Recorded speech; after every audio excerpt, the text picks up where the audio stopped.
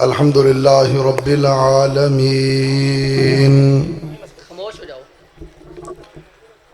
والعاقبۃ للمتقین والصلاة والسلام علی رسولہ الکریم اما بعد اعوذ باللہ من الشیطان الرجیم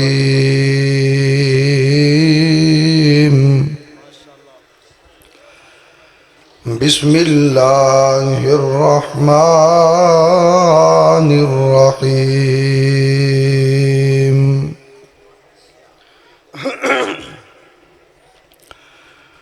اولئک الذین امتحن اللہ قلوبهم للتقوی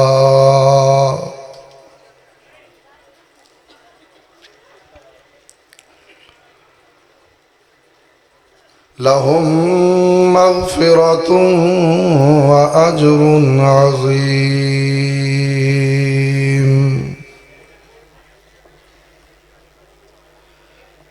صدق اللہ العظیم وصدق رسولہ النبی الکریم۔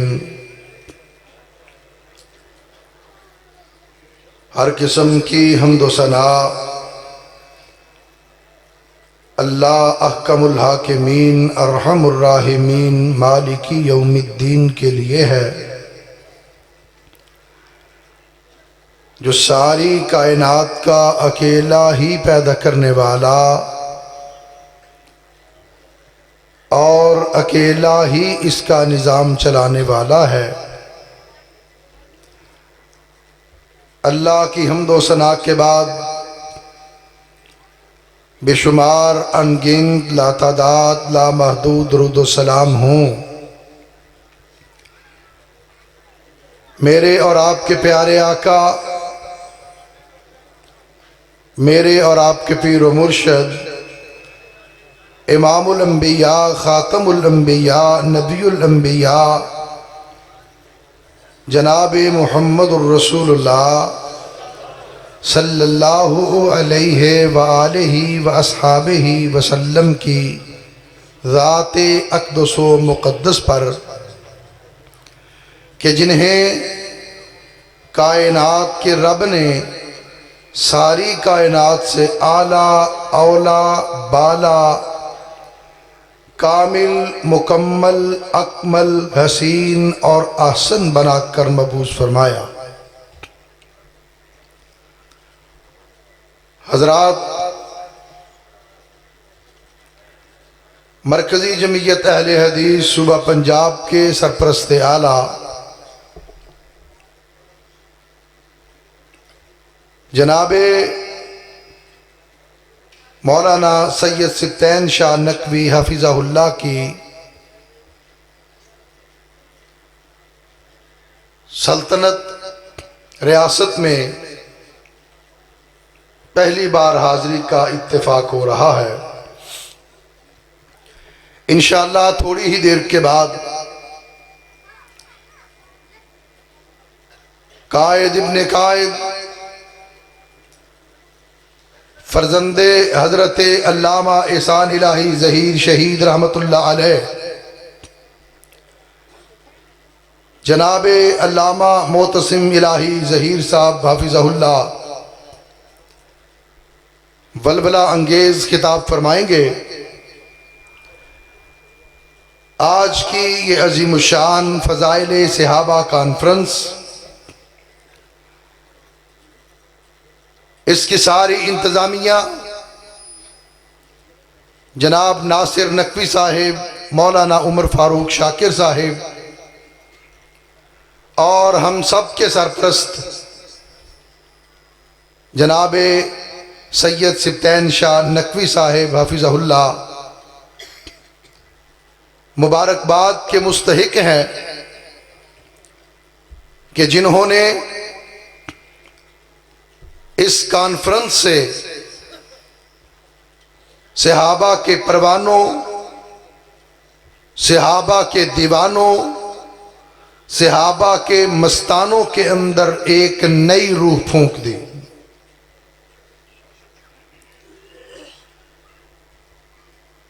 پیارے آقا کے پیارے صحابہ کتنے عظیم ہیں، آپ اندازہ لگائیں۔ قرآن پاک کھول لیں، پہلا صفحہ، اور قرآن پاک کے تعارف کے بعد سب سے پہلے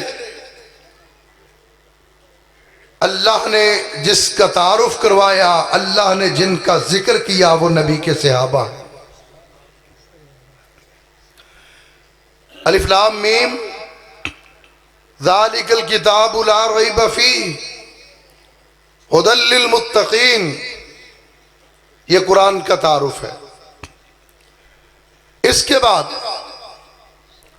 بات صحابہ کی شروع ہوئی، اس کے بعد فضائل صحابہ کا باب، عنوان فضائل صحابہ، تعارف صحابہ، الذین یؤمنون بالغیب ویقیمون الصلاۃ ومما رزقناہم ینفقون والذین یؤمنون بما انزل الیک وما انزل من قبلک۔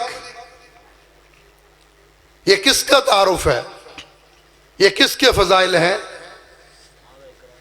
نبی کریم صلی اللہ علیہ وسلم کے صحابہ کے۔ قرآن کے بعد سب سے پہلے جس کا تعارف، جس کا ذکر اور جس کے فضائل بیان ہو رہے ہیں، ان کو کیا کہتے ہیں؟ یہ اگلے لوگوں کو پتا ہے، پیچھے والوں کو نہیں پتا۔ ان کو کیا کہتے ہیں؟ گونج پڑ جائے، پتہ چل جائے اس گاؤں کے لوگوں کو، صحابہ کے پروانے، صحابہ کے دیوانے آج جمع ہے۔ صحابہ کا نام محبت کے ساتھ، صحابہ کا نام عقیدت کے ساتھ، جوش کے ساتھ، ولولے کے ساتھ، للکار کے ساتھ، جرت کے ساتھ لیں گے۔ قرآن کے بعد سب سے پہلے قرآن کے اندر کس کا ذکر ہے؟ کس کا نام ہے؟ کس کا تعارف ہے؟ اور یہ صحابہ کوئی معمولی نہیں ہے۔ دنیا کے اندر، اس پوری کائنات کے اندر دو جماعتیں ایسی گزری ہیں کہ جن کا انتخاب اللہ نے کیا ہے۔ کوئی شخص اپنی محنت سے، اپنی ریاضت سے، اپنی عبادت سے، اپنی کوشش سے نہ نبی بن سکا ہے، نہ بن سکے گا۔ انبیاء کی جماعت، انتخاب کس کا؟ اللہ کا۔ جماعت انبیاء کی، انتخاب اللہ کا۔ اور اس وقت کوئی نیا نبی نہیں آن سکتا، کوئی نیا نبی نہیں بن سکتا۔ اس منصب نبوت اور رسالت پر اب کوئی فائز نہیں ہو سکتا۔ یہ ایک جماعت ہے۔ دوسری جماعت نبی کے صحابہ کی، وہ صحابی کوئی اپنی مرضی سے صحابی نہ بن سکا ہے، نہ بن سکتا ہے۔ مقام صحابیت پر کوئی اپنی مرضی سے فائز نہ ہوا ہے، نہ ہو سکتا ہے۔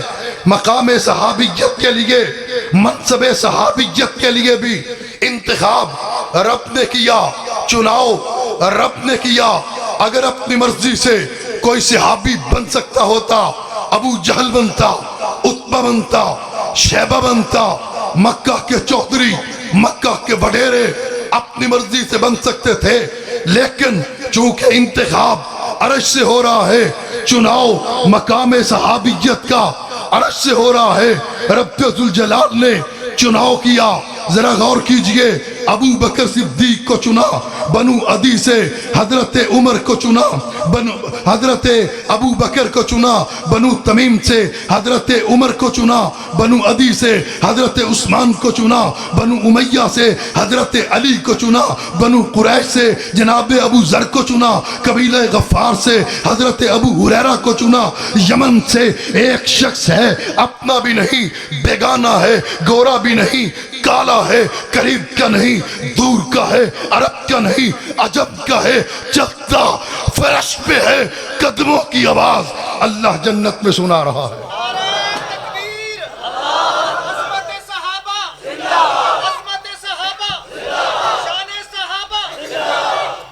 یہ کیا ہے؟ مقام صحابیت، یہ مقام صحابیت ہے۔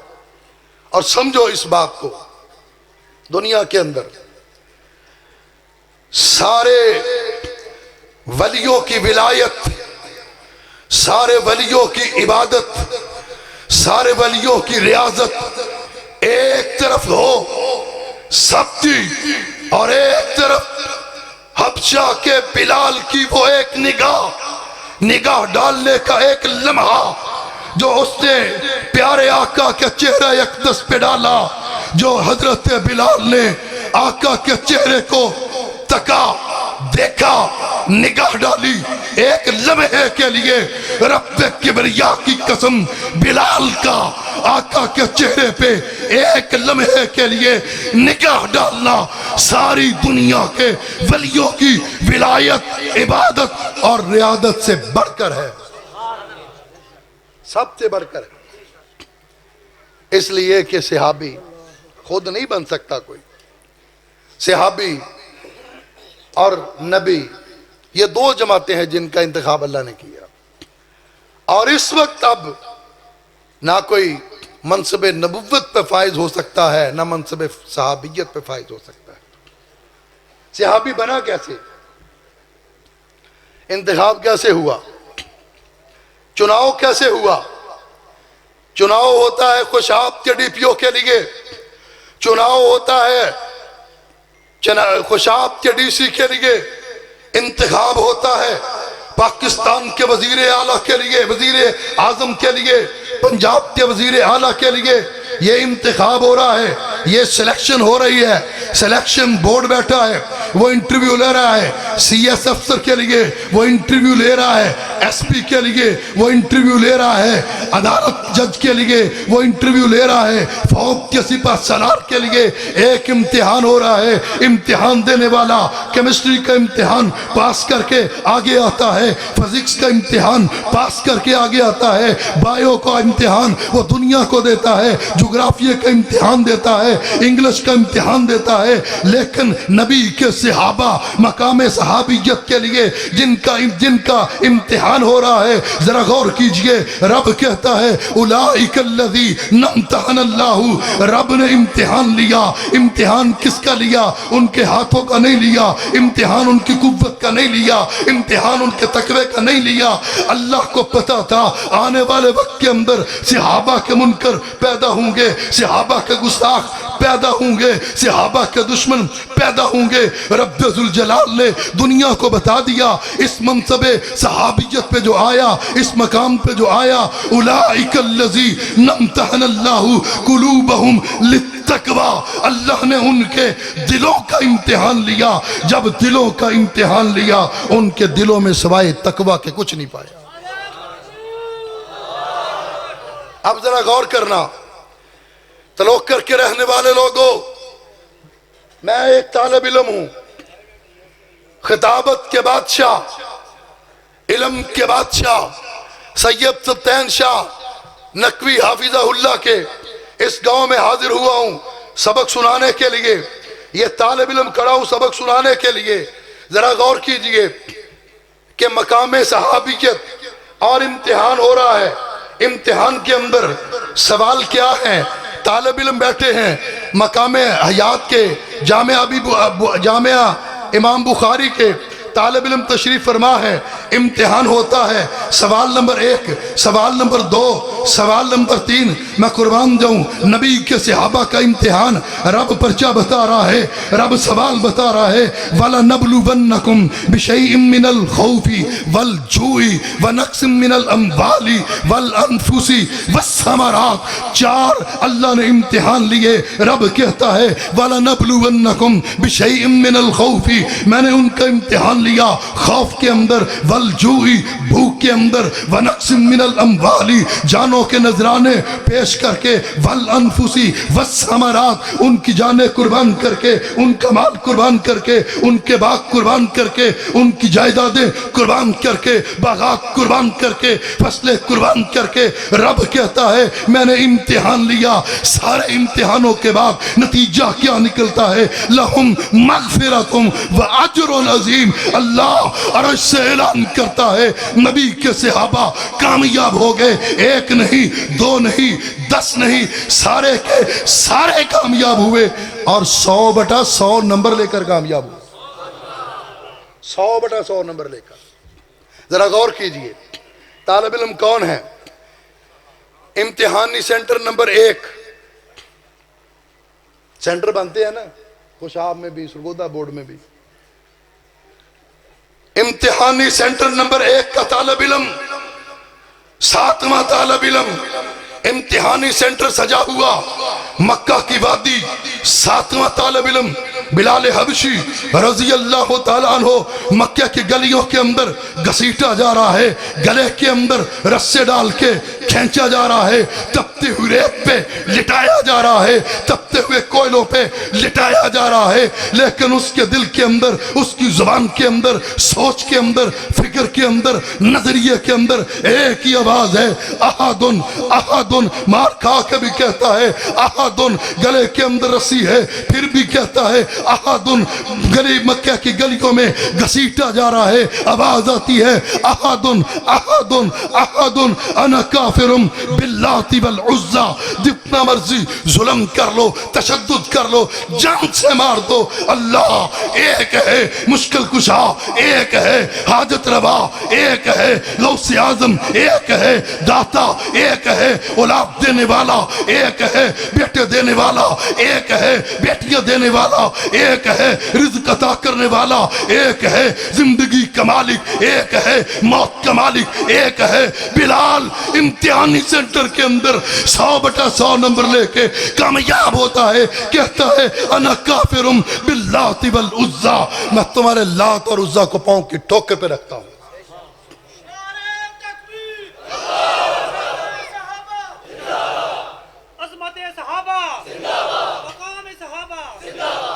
بہت سارے اس سینٹر کے طالب علم، حضرت خباب بھی ہیں، حضرت سمیہ بھی ہیں، حضرت زنیرہ بھی ہیں، کس کا کیا ذکر کریں۔ یہ دوسرا امتحانی سینٹر، امتحانی سینٹر دوسرا بدر کا میدان ہے۔ طالب علم امتحانی سینٹر میں جاتا ہے، ماں دعا کرتی ہے، طالب علم امتحانی سینٹر میں جاتا ہے، باپ دعا کرتا ہے، طالب علم امتحانی سینٹر میں داخل ہوتا ہے، پیر صاحب دعا کرتے ہیں، مولوی صاحب سے دعا کروائی جاتی ہے، خطیب صاحب سے دعا کروائی جاتی ہے۔ میں قربان جاؤں، اولئک الذین امتحن اللہ قلوبہم للتقوی، جن کے دلوں کا امتحان لیا جا رہا ہے۔ امتحانی سینٹر دوسرا بدر کا میدان سج گیا۔ بدر کے میدان کے اندر اس امتحانی سینٹر میں 313 نبی کے شاگرد، 313 نبی کے صحابہ، 313 نبی کے طالب علم اس امتحانی سینٹر میں داخل ہوتے ہیں۔ کسی کے لیے کوئی دعا کرے، کسی کے لیے کوئی دعا کرے۔ یہ عظیم طلبہ، عظیم شاگرد ہیں کہ جن کے لیے آمینہ کے لال سر سجدے میں رکھ کے دعا کرتے ہیں، اللہ اگر آج میرے یہ شاگرد فیل ہو گئے، آج میرے طلبہ فیل ہو گئے، قیامت کی صبح تک اللہ تیرا نام لینے والا کوئی نہیں رہے گا۔ دعا ان کے لیے ہو رہی ہے۔ اولئک الذین امتحن اللہ، اللہ نے امتحان لیا ان کا۔ اور پھر آج میں یہ بات عرض کرنا چاہتا ہوں، قیامت کے دن میرے اور آپ کے فیصلے ہوں گے عمل پر، میرے اور آپ کے فیصلے ہوں گے نمازوں پر، میرے اور آپ کے فیصلے ہوں گے زکوٰۃ پر، قیامت کے دن میرا اور آپ کا فیصلہ ہوگا حج پر، قیامت کے دن میرا اور آپ کا فیصلہ ہوگا عمرے پر، قیامت کے دن میرا اور آپ کا فیصلہ ہوگا جہاد پر۔ نبی کے صحابہ وہ عظیم صحابہ ہیں کہ جن کے فیصلے ان کے اعمال پہ نہیں، محمد کی یاری پہ ہوں گے، وفاداری پہ ہوں گے۔ ان کے فیصلے آقا کے ساتھ وفاداری، دلداری، حبداری، جانساری اور وفاداری پہ ہوں گے۔ آج اس لیے ہم صحابہ کی جنگ لڑ رہے ہیں عظمت کی، اس لیے کہ صحابہ دین کی بنیاد ہیں۔ اس لیے ہم یہ جنگ لڑ رہے ہیں کہ اگر صحابہ کمزور ہوتے ہیں دین کمزور ہوتا ہے، صحابہ کمزور ہوتے ہیں حدیث کی روایت کمزور ہوتی ہے۔ آج اگر قرآن صحیح ہے تو صحابہ صحیح ہیں، حدیث صحیح ہے تو صحابہ صحیح ہیں، حج صحیح ہے تو قرآن تو صحابہ صحیح ہیں، اگر روزے صحیح ہیں تو صحابہ صحیح ہیں، اگر زکوٰۃ صحیح ہے تو صحابہ صحیح ہیں، اگر عمرہ صحیح ہے تو صحابہ صحیح ہیں، اگر جنت صحیح ہے تو صحابہ صحیح ہیں، اگر جہنم صحیح ہے تو صحابہ صحیح ہیں۔ اگر صحابہ صحیح ہے تو تیرے دین کی ساری بنیاد صحیح ہے، اور اگر صحابہ معاذ اللہ استغفر اللہ وہ صحیح نہیں ہے تو سارا دین ہی مشکوک ہو گیا، سارا دین مشکوک ہے۔ آپ ذرا غور کریں، آپ سوچیں، آپ علماء سے سنتے ہیں کہ پیارے آقا صلی اللہ علیہ وسلم نے امت کو کلمہ سکھایا، لا الہ الا اللہ محمد الرسول اللہ، اس کے گواہ کون ہیں؟ آقا نے کلمہ سکھایا، گواہ کون ہے؟ آقا نے توحید کا علم بلند کیا، توحید کا پیغام پہنچایا، گواہ کون ہے؟ ذرا گونج پڑ جائے لفظ صحابہ کی، جب لفظ صحابہ آئے تو پورے جوش کے ساتھ، ولولے کے ساتھ، محبت کے ساتھ، عقیدت کے ساتھ تڑپ جائیں، تڑپ کے بتائیں دنیا کو کہ آج اس گاؤں کے اندر صحابہ کے ماننے والوں کا اجتماع ہے، دنیا کو پتہ چل جائے۔ اللہ کی توحید بیان کی آقا نے تو گواہ کون ہے؟ آپ نے کلمہ سکھایا تو گواہ کون ہے؟ حضور نے نماز کیسے پڑھی، گواہ کون ہے؟ آپ نے زکوٰۃ کا کس طرح حکم دیا، گواہ کون ہے؟ آپ نے روزے کس طرح رکھوائے، گواہ کون ہے؟ آپ نے کس طرح جہاد کیا، گواہ کون ہے؟ آقا کے معراج کا گواہ کون ہے؟ آقا کی رحمت کا گواہ کون ہے؟ آپ آقا کی جنگ کا گواہ کون ہے؟ آقا کے جہاد کا گواہ کون ہے؟ آقا کے آنسوؤں کا گواہ کون ہے؟ آقا کی مسکراہٹ کا گواہ کون ہے؟ آقا کے رونے کا گواہ کون ہے؟ آقا کے بیٹوں کا گواہ کون ہے؟ آقا کی بیٹیوں کا گواہ کون ہے؟ آقا کی بیویوں کا گواہ کون ہے؟